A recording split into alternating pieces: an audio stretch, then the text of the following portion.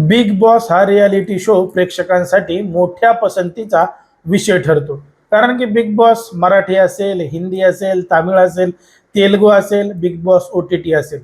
Big boss हा reality show स्पर्धकांना मोठ्या प्रमाणात आवडतोच, पण मात्र लोकांना सुद्धा बघायला मोठ्या प्रमाणात आवडतो. मग हा बिग बॉसचा जो शो आहे तो स्क्रिप्टेड असतो का? खरंच याच्यामध्ये काही गोष्टी ज्या घडतात त्या सगळ्याच दाखवल्या जातात का? असे सुद्धा प्रश्न अनेकांना पडतात. पण मात्र आता असा एक मुद्दा समोर आलेला आहे की बिग बॉसच्या घरामध्ये त्या ठिकाणच्या स्पर्धकांना दारू दिली जाते, सिगरेट दिली जाते, त्या ठिकाणी त्यांना खायला प्यायला या सगळ्या गोष्टी दिल्या जातात. असे प्रश्न प्रेक्षकांना मोठ्या प्रमाणात पडतात. पण मात्र या सगळ्या गोष्टींचा खुलासा केला आहे तो सुद्धा एका बिग बॉस विजेत्यानं.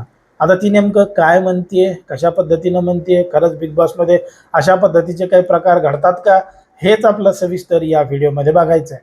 पण जर तुम्ही अजूनही आपलं चॅनल सबस्क्राईब केलं नसेल तर लगेचच करून घ्या आणि बाजूला असणाऱ्या बेल नोटिफिकेशनला सुद्धा ऑन करायला विसरू नका.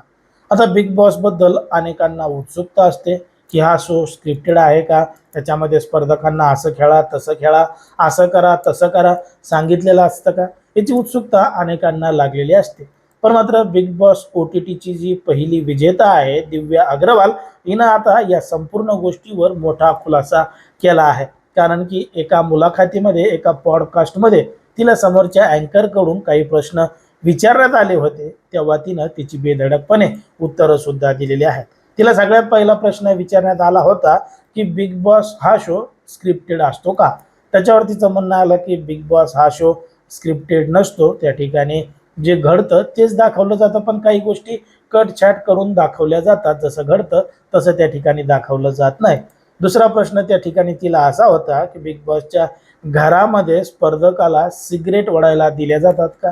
त्याच्यावरती म्हणते की नक्कीच स्पर्धकाला बिग बॉसच्या घरामध्ये सिगरेट ओढायला दिल्या जातात. म्हणजे सकाळी 10च्या सुमारास ज्या स्पर्धकाला स्मोकिंग करण्याची सवय आहे, व्यसन आहे, त्या स्पर्धकाला त्या ठिकाणी सिगरेट आणून दिल्या जातात. उलट त्याला विचारलं जातं की तुझा नेमका कोणता ब्रँड आहे, तू कोणत्या ब्रँडची सिगरेट घेतो, हे त्याला त्या ठिकाणी विचारलं जातं आणि त्या पद्धतीने त्याला स्मोक करण्यासाठी सिगरेट सुद्धा दिल्या जातात. पण मात्र एकीकडं अशा पद्धतीने सिगरेट दिल्या जातात ती का अनावश्यक गोष्ट नाही. पण मात्र दुसरीकडं बिग बॉसच्या घरामध्ये जे टमाटो कॅचअप असतं त्याच्यासाठी सुद्धा झगडावं लागतं. ते सुद्धा त्या ठिकाणी एक गोल्डन रेशन कार्ड असतं, पण मात्र ते त्या ठिकाणी दिलं जात नाही. त्या ठिकाणी मात्र सिगरेट दिले जातात, असं दिव्या अग्रवाल मुलाखतीमध्ये सांगते. दुसरा प्रश्न तिला त्या ठिकाणी असा होता की त्या ठिकाणी जेव्हा विकेंडचा वार असतो, जेव्हा त्यांना त्या ठिकाणी बाहेरून खाणं दिलं जातं किंवा पार्टी असते, त्यावेळी त्यांना त्या ठिकाणी दारू सुद्धा दिली जाते का? तेव्हा तिनं स्पष्टपणानं सांगितलं की कुठल्याही स्पर्धकाला बिग बॉसच्या घरामध्ये दारू दिली जात नाही, तसं व्यसन केलं सुद्धा जाऊ शकत नाही. हे सारासपणानं खोटं आहे. हे लोक अफवा पसरवतात की त्या ठिकाणी दारू दिली जाते म्हणून, पण मात्र दारू दिली जात नाही. तिसरा सगळ्यात महत्त्वाचा प्रश्न तिला विचारण्यात आला होता की त्या ठिकाणी काही लोक सेक्स अशा काही गोष्टी सुद्धा करतात का, एकमेकांच्या मर्जीनं किंवा अंथरुणामध्ये, पांघरुणामध्ये लपून छपून अशा पद्धतीच्या काही गोष्टी करतात का? तेव्हा ती म्हणे की जे घडतंय ते कॅमेऱ्यासमोर दाखवलं जातंय, असं त्या ठिकाणी काही घडत नाही. पण मात्र असं घडलं तरी ते कॅमेऱ्यासमोर दाखवणार नाहीत, कारण की या ज्या गोष्टी आहेत ते एकमेकांच्या मर्जीनं बाथरूममध्ये नक्कीच घडत असतील, असं तिनं त्या ठिकाणी सांगितलेलं आहे. आणि त्याच्यावर संशय सुद्धा उपस्थित केलेला आहे की बाथरूममध्ये कदाचित अशा पद्धतीच्या घटना घडू शकतात. आता अशा पद्धतीची बेधडक उत्तरं दिव्या अग्रवाल हिनं एका मुलाखतीमध्ये दिलेली आहेत आणि बिग बॉसच्या घरामध्ये कशा पद्धतीनं घडतंय, काय काय घडतंय हे सांगितलेलं आहे.